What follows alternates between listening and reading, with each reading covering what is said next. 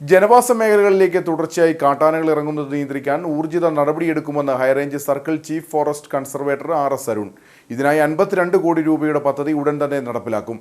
മനുഷ്യ വന്യജീവി സംഘർഷ ലഘൂകരണ രൂപരേഖയുടെ കരട് തയ്യാറാക്കി വരികയാണെന്നും ഉദ്യോഗസ്ഥർ പറഞ്ഞു. NABARD, rebuild Kerala, Idukki package, രാഷ്ട്രീയ കൃഷി വികാസ് യോജന എന്നിവയിൽ നിന്നായി ലഭിച്ച 52 കോടി രൂപയാണ് പദ്ധതിക്കായി ചിലവഴിക്കുക. ഇതിൽ 18 കോടി രൂപ ഹൈറേഞ്ച് സർക്കിളിലെയും 34 കോടി രൂപ കോട്ടയം വൈൽഡ് ലൈഫ് സർക്കിളിലെയും മനുഷ്യ വന്യജീവി സംഘർഷം പ്രതിരോധിക്കാനാണ് വിനിയോഗിക്കുക. മൂന്നാറിൽ സ്ഥിരമായി ജനവാസ മേഖലയിൽ ഇറങ്ങുന്ന കാട്ടാനകളെ തുടർച്ചയായി നിരീക്ഷിക്കുന്നത് ശക്തമാക്കും. ആന ജനവാസ മേഖലയിൽ ഇറങ്ങിയാൽ കൃത്യമായി പൊതുജനങ്ങൾക്കും വിനോദസഞ്ചാരികൾക്കും മുന്നറിയിപ്പ് നൽകും. ജനവാസ മേഖലയിൽ ആനകൾ ഇറങ്ങിയാൽ വിനോദസഞ്ചാരികളടക്കമുള്ള യാത്രക്കാർക്ക് മുന്നറിയിപ്പ് നൽകുന്നതിന് വാൽപ്പാറ മാതൃകയിൽ റോഡരികിൽ ഡിസ്പ്ലേ ബോർഡുകളും ലൈറ്റുകളും സ്ഥാപിക്കുമെന്ന് high range circle chief forest conservator R S. Arun പറഞ്ഞു. ഈ ജനവാസ മേഖലയിൽ നിരന്തരം കാണപ്പെടുന്ന കാട്ടാനകളുണ്ട്.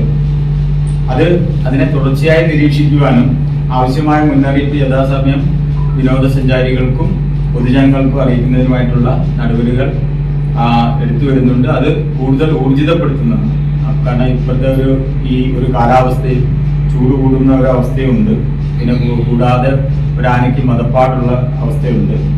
അപ്പം ഈ ഒരു സാഹചര്യത്തിൽ ഈ കണ്ടിന്യൂസ് മോണിറ്ററിങ്, കാരണം നമ്മൾ ഈ തരത്തിലുള്ള ഐഡന്റിഫൈ ചെയ്യുന്ന എലിഫൻസിനെ നമ്മൾ കണ്ടിന്യൂസ് മോണിറ്റർ ചെയ്യാനും അപ്പോൾ അത് ഈ വിവരങ്ങൾ നമുക്ക് യഥാസമയം ആ പ്രദേശത്തുള്ള ആളുകൾക്കും വിനോദസഞ്ചാരികൾക്കും നൽകുന്നതിനുള്ള നടപടികളാണ് നമ്മൾ ശക്തിപ്പെടുത്തുന്നത്.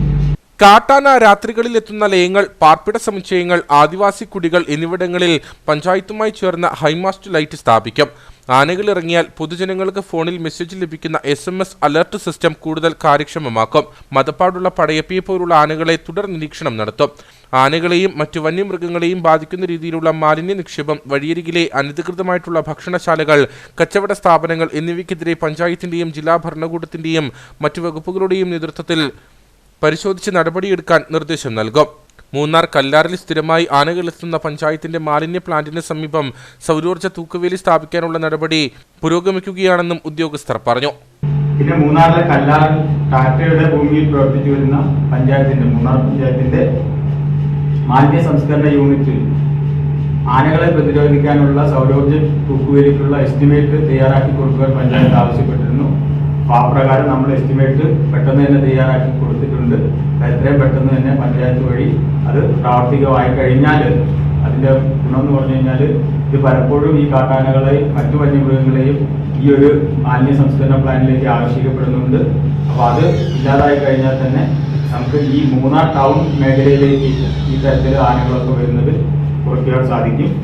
ഇത് പ്രാവർത്തികമായാൽ ആന മൂന്നാർ ടൗണിലെത്തുന്ന സാഹചര്യം ഒഴിവാകും. ജില്ലയിൽ 4 സ്ഥിരം റാപ്പിഡ് റെസ്പോൺസ് ടീമും 9 താൽക്കാലിക RRTയുമാണുള്ളത്. പലപ്പോഴും ഭൂപ്രകൃതിയുടെ പ്രത്യേകത കാരണം ആനകൾ ജനവാസ മേഖലയിൽ ഇറങ്ങിയാൽ അവർക്ക് ചെന്നെത്തുന്നതിന് 20 മുതൽ 30 മിനിറ്റ് വരെ താമസമുണ്ടാകാറുണ്ട്. അതിനാൽ പ്രദേശവാസികളായ വോളണ്ടിയർമാരെ ഉൾപ്പെടുത്തിയുള്ള പ്രൈമറി റെസ്പോൺസ് ടീമിന് പരിശീലനം നൽകും. മൂന്നാറിൽ 8 പ്രൈമറി റെസ്പോൺസ് ടീം നിലവിലുണ്ട്. ഇവ ശക്തിപ്പെടുത്തും. മാങ്കുളത്ത് പരീക്ഷണാടിസ്ഥാനത്തിൽ സ്ഥാപിച്ച AI ക്യാമറ നിരീക്ഷണ സംവിധാനം മറ്റിടങ്ങളിലേക്കും വ്യാപിപ്പിക്കും. മനുഷ്യ വന്യജീവി സംഘർഷ ലഘൂകരണ രൂപരേഖയുടെ കരട് തയ്യാറാക്കി വരികയാണെന്നും high range circle chief forest conservator R S. Arun, wildlife chief forest conservator PP Pramod എന്നിവർ അറിയിച്ചു.